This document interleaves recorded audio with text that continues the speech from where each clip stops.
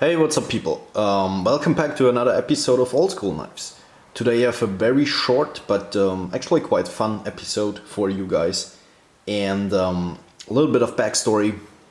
My grandma usually gives me knives to resharpen. And this time she gave me a knife to sort of resharpen, refinish that I didn't even knew she had. And most of the times these knives that she gives me are kitchen knives because that's what she uses the most. And the knife she gave me this time is this sucker right here. Look at that. Look at that beautiful knife. It's an old school cleaver that she said she got over 40 years ago. So it must have been late 70s or 80s. And they used to, she and her husband, they used to buy meat at a certain place. And one day those guys, they just gave them this cleaver with the meat to process what they have bought. And I guess that's just how people did business back in the 80s. I don't know. Look at that knife. That thing is absolutely massive. So this is a meat cleaver basically, and they got it, like I said, over 40 years ago, but I have reasons to believe that this is even older than that. That was probably this knife has probably been made long before that. I've seen a lot of old knives, so I have reason to believe that this is the case. So size comparison. Here's a more companion, so you can see I'll line them up. And here we have a little bit of a larger knife, Navy MK2, or you know, K-bar USMC fighter, however you may call it. So it's a big knife. I'm not sure what the blade length is that we actually have here. Let's see, that's like 15 centimeters. Yeah, I will leave you the inches in the comment section. I forgot to do my measurements in inches. And what else, because probably most of you are knife nuts anyway, so here's a PM2. You should know the size of a PM2 probably. If you don't, then that's fine also. What else do I have? Actually, let's just take what I'm carrying today. Cold steel airlight. There's that. So that's from the blade length, it's actually a medium-sized, or in general, it's a medium-sized fixed blade. I would say it's not a super large fixed blade, but it's just a beast. The blade thickness, man, Jesus Christ.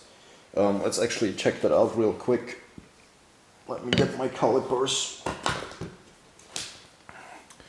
So we have here a blade thickness. Oh, let's actually start at the back because the blade thickness changes a lot. Almost 8 millimeters in blade thickness back here. Let's do that again in inches. There you go. There are your inches. And then here in the middle, where we have definitely a thicker section. As far as I can tell, this must be probably the thickest section right here. Oh my god! That's a centimeter in blade thickness at the thickest portion. Almost 11, almost a centimeter and a half. Jesus. Yeah, 5 millimeters in the front section, which is that 21 thousandths. No, can't be 21 thousandths. Anyways, you will get it. You will get it. Oh, let's turn this off. So yeah, it's a super thick, also super heavy knife. Actually, usually I use this scale right here, which has, you know, this glass front, but I'm actually afraid because this thing is so damn heavy that I would break the glass, so I just use another scale today. So let's check the grams first and then we move to the ounces. 932 grams, that's almost a kilo.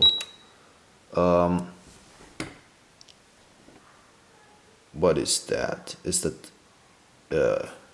20 ounces? I don't know. I will leave you the measurements in ounces and inches all in the description box.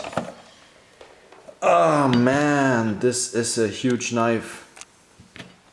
Super cool. I think the blade design is actually quite interesting. You have a very, you know, almost a straight, but actually it's continuously curved at the edge, a little bit more sweep up in this section right here.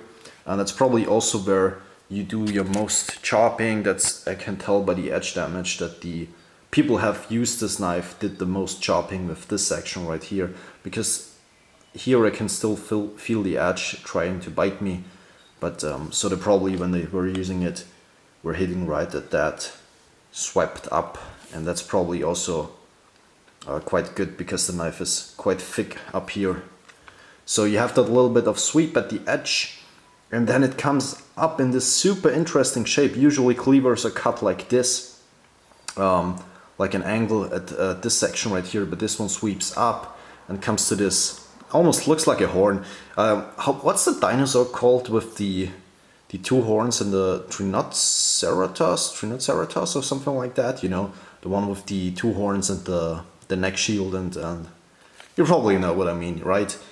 Almost looks like this is the horn and this is the eye. It's like, it looks very, very, very cool.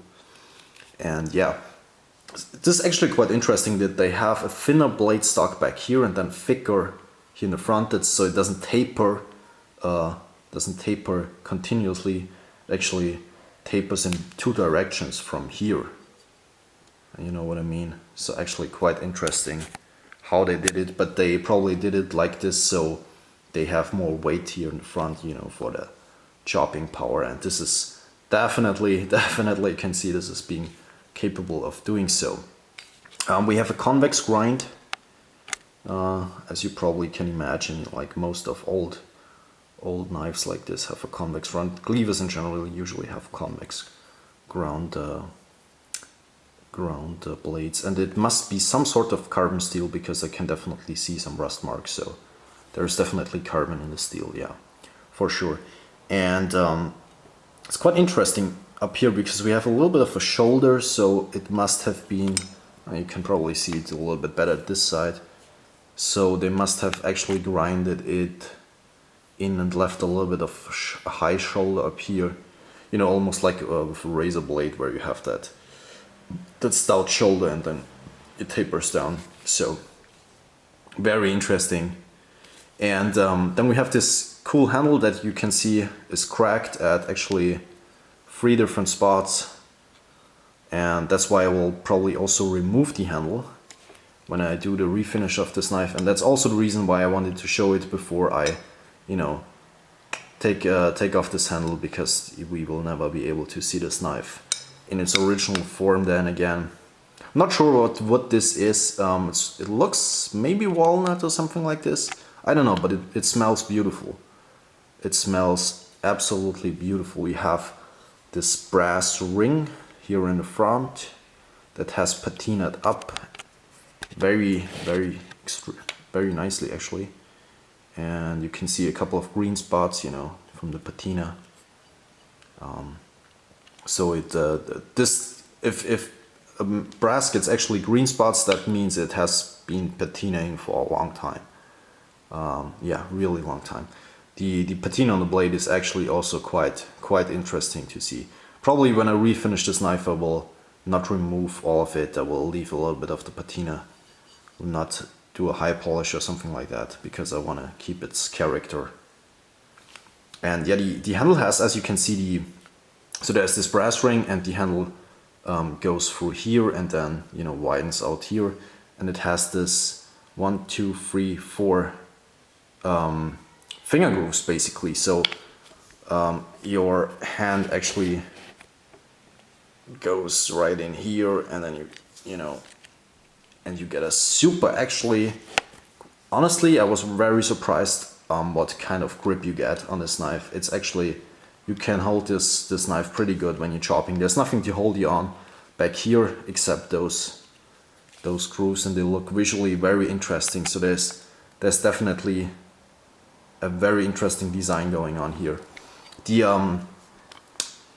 They have these tabs back here that I probably also have to remove, and it's basically, I'm not sure if I can lift up this handle enough to show you. Where's my flashlight? Let's show you this. This is in here. You can see this stick tang. So it's a thick piece of steel going through all the way through here. So yeah, it's just a stick tang knife, but it seems to be it seems to have held up over all these years. Very interesting, very cool and unique design, I think. And I will definitely make another video when I have done the refinish on this knife. The last thing I wanted to do is I wanted to actually see if this knife is able to cut still. If we can cut an apple. Jesus Christ. Actually, see if this can still chop. Let's move the camera a little bit back. Okay, there we go. Oh man, this thing falls down. This sucker drops, man. Jesus. Okay, there we go.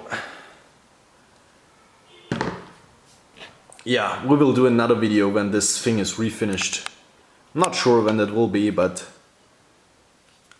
it's such a unique design. I love it. I love it.